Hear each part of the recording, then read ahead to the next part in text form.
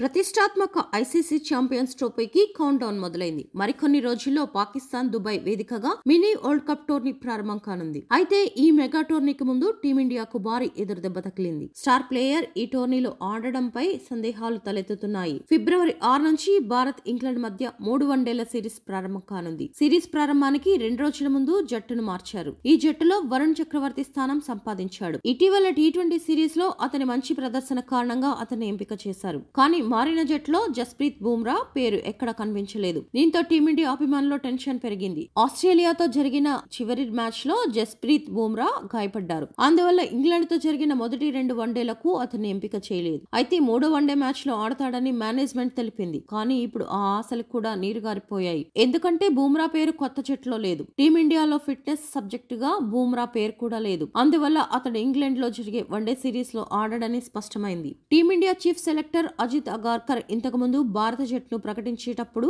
బుమ్రా గురించి ఒక ముఖ్యమైన సమాచారం ఇచ్చారు. బుమ్రాకు 5 వారాల పాటు విశ్రాంతి అవసరమని అజిత్ అగార్కర్ తెలిపారు. ఇంగ్లాండ్ తో జరిగే మొదటి 2 వన్డేలో అతడు ఆడడు. అజిత్ అగార్కర్ వివరణ ప్రకారం బుమ్రా ఇంగ్లాండ్ తో జరిగే చివరి వన్డేలో ఆడతారని భావించారు. కానీ ఇప్పుడు ప్రకటించిన జట్టులో బుమ్రా పేరు ఎక్కడా లేదు. అందువల్ల బుమ్రా వన్డే సిరీస్ కు దూరం అయ్యాడనే చెప్పాలి. అదే సమయంలో బుమ్రా ఛాంపియన్స్ ట్రోఫీ ఆడతారా లేదా అనే ప్రశ్న తలెత్తుతోంది. బుమ్రా లేకుండా భారత జట్టు బౌలింగ్ ను ఊహించుకోలేం. మరోవైపు మహ్మద్ షమి కూడా తన గాయం నుంచి ఇప్పుడే కోలుకున్నారు. కాబట్టి అతని నుంచి ఇప్పుడే అద్భుతాలు ఆశించలేం. బుమ్రా చాలా కాలంగా వెన్నునొప్పితో బాధపడుతున్నారు. బోర్డర్ గవాస్కర్ ట్రోఫీలోనూ ఈ సమస్య తిరగబెట్టింది. దీంతో ఇంగ్లాండ్ తో సిరీస్ కు దూరం అయ్యారు. ఇప్పుడు అతడు ఛాంపియన్స్ ట్రోఫీలో ఆడతారో లేదో అనే సందేహాలు ఉన్నాయి. ఛాంపియన్స్ ట్రోఫీ టోర్నమెంట్ ఫిబ్రవరి 19 నుంచి ప్రారంభం కానుంది. టోర్నీ ప్రారంభానికి చాలా తక్కువ సమయం మిగిలి ఉంది. అందువల్ల టీమిండియాలో ఇప్పుడు టెన్షన్ నెలకొంది.